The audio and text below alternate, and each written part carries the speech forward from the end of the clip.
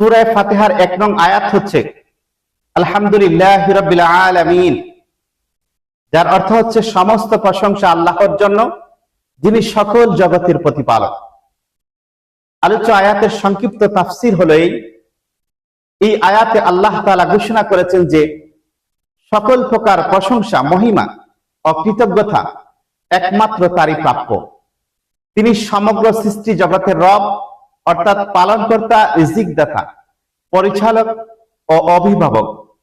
বান্দার জীবনের প্রতিটি নিয়ামত তার পক্ষ থেকেই আসে। আল্লাহ তাআলা পবিত্র কোরআনের অন্যত্র ইরশাদ করেছেন, ওমা বিকুম মিন নিআমাতিন ফামিনাল্লাহ, যার অর্থ হচ্ছে তোমাদের কাছে যে নিয়ামত আছে তা আল্লাহর পক্ষ থেকেই এসেছে।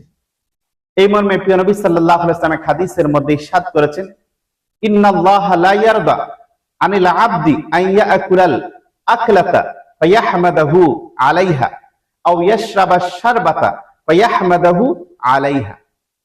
যার অর্থ হচ্ছে আল্লাহ তার সেই বান্দার প্রতি সন্তুষ্ট হন যে কোনো খাবার খেয়ে বা পানীয় পান করে আল্লাহর প্রশংসা করে, অর্থাৎ আলহামদুলিল্লাহ বলে।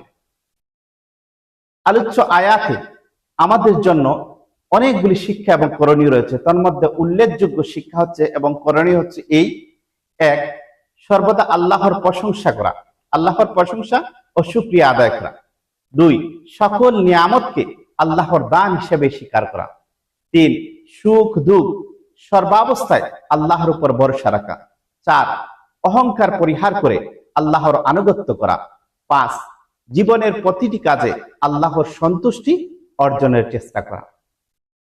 আলোচ্য আয়াতের মোট কথা হচ্ছে এই: আলহামদুলিল্লাহ শুধু একটি বাক্য নয়, এটি বান্দার ঈমান, কৃতজ্ঞতা ও আল্লাহর প্রতি ভালোবাসার প্রকাশ। তাই প্রতিটি নিয়ামতের জন্য আল্লাহর শুকরিয়া আদায় করা একজন মুমিনের অন্যতম বৈশিষ্ট্য। আল্লাহ রাব্বুল আলামিন যেন আমাদেরকে এই আয়াতের আলোকে বোঝার, জানার এবং আমলের তৌফিক দান করেন।